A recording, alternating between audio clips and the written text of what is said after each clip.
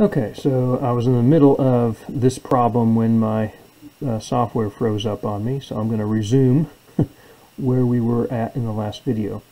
And that was, we had got to this point solving for x, right? X times all this stuff equals this.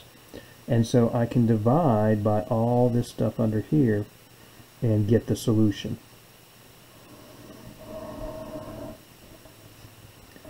So x is natural log of 7 plus the natural log of 3, all divided by 2 times the natural log of 3 minus natural log of 7. And this right here, this is indeed the exact solution. This right here is the exact solution. And you might think, my goodness, that is a mess.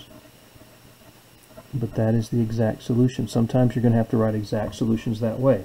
Remember, this is natural log of 7 is a quantity, right? That you can compute, right? Natural log of 3 is a quantity that you can compute. In fact, we want to do that now. Let's actually approximate this, right? So we can approximate this.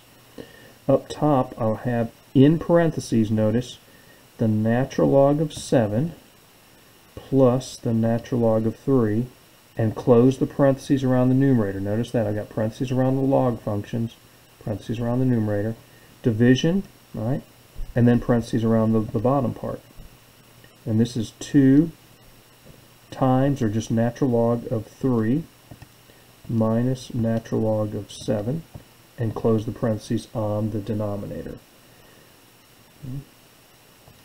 There it is. I get x is about, let's see, we're going to 5 decimal places, I think is the way we were doing it. And look at this, 3, 9. Now the next is a 5. That means 5 being 5 or more means we round this 9 up to what? 10, which gives me, instead of 3940. So this will round off to this, 12.11440, right? So make sure you review your rounding rules, right? You got to round correctly, whatever number of decimal places or accuracy is asked for.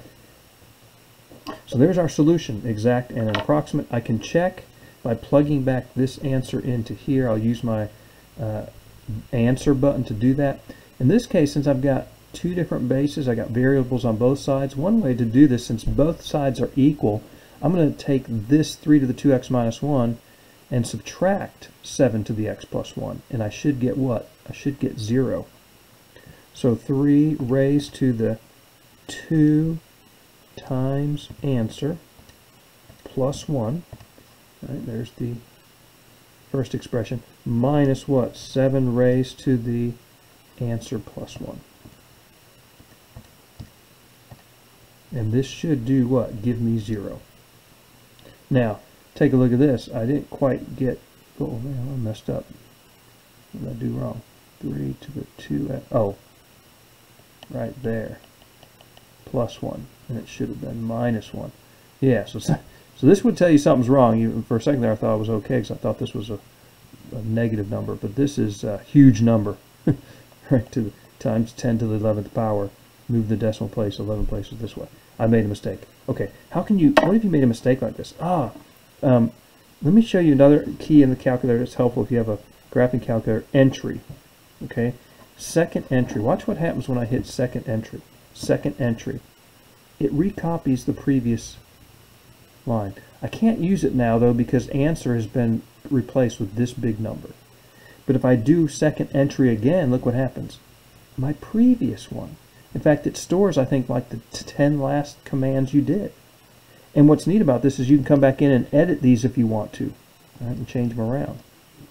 I'm just going to hit enter on this to recalculate that and put that into answer. And then I'm going to do second entry twice to my mistake, and I'm going to change that plus to a minus. Okay. Everything else is right. And now I should get 0. And I did. Okay. So always double check if it doesn't check out. Make sure you've entered it in correctly in the calculator. I would say that I planned this on purpose. It's a good illustration of how things can go wrong, and so you need to be careful to check that you're inputting things in the calculator right. Okay, so we have a solution. Now, the last one I want to look at is this one. This is really different from the other ones we've looked at so far. If you take a look at this, notice that the equation has two exponential expressions. They're both base e, but they have different exponents. Can I combine e to the 2x minus e to the x? No. They're not like terms. I can't subtract them. All right, if I was multiplying, I could. Right? Like bases, I could just do what? Add the exponents. But I'm not multiplying them, I'm subtracting them. Okay.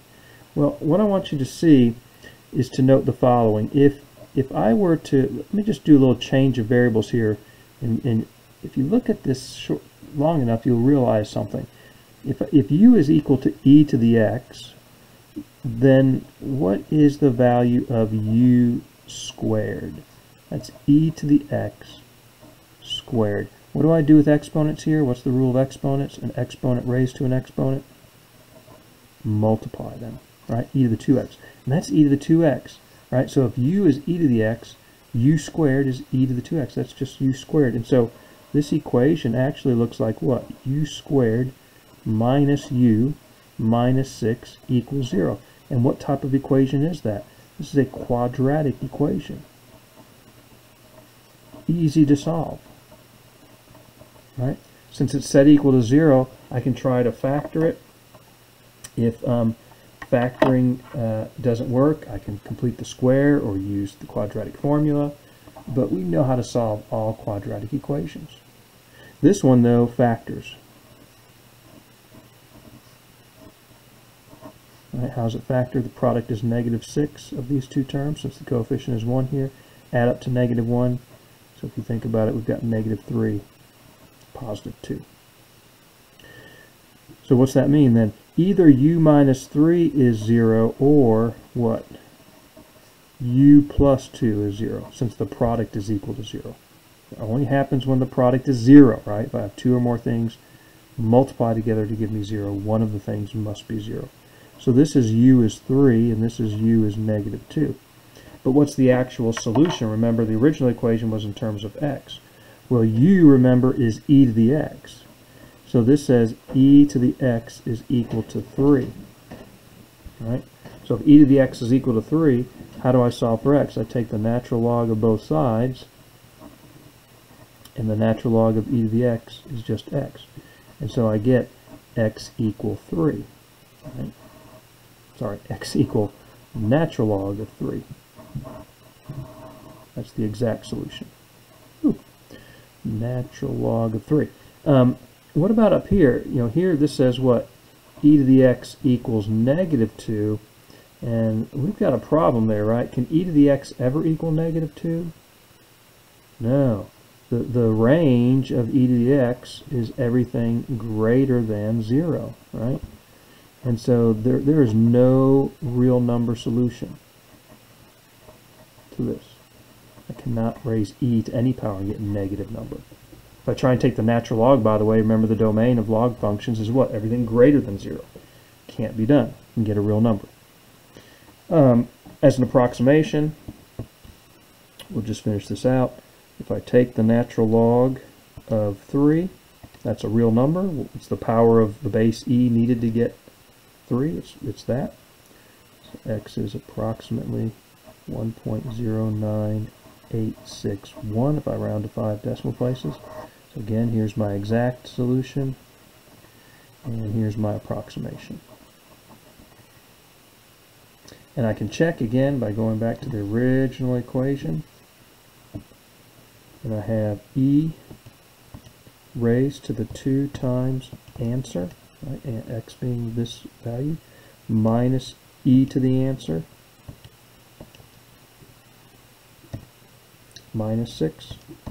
And this should be equal to 0. It is. We're happy. We've got the right solution. Okay? And we're solving only for real number solutions here, so we feel good. And there we go.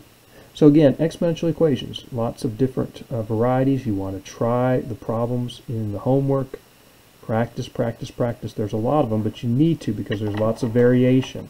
Okay? I've shown you several variations, but there's lots of ways they can be written. The goal, though, is the same in each case. solve for x using the strategies that we've presented. Okay, so the next videos we are going to look at solving logarithmic equations. Okay, that's what we're going to do next.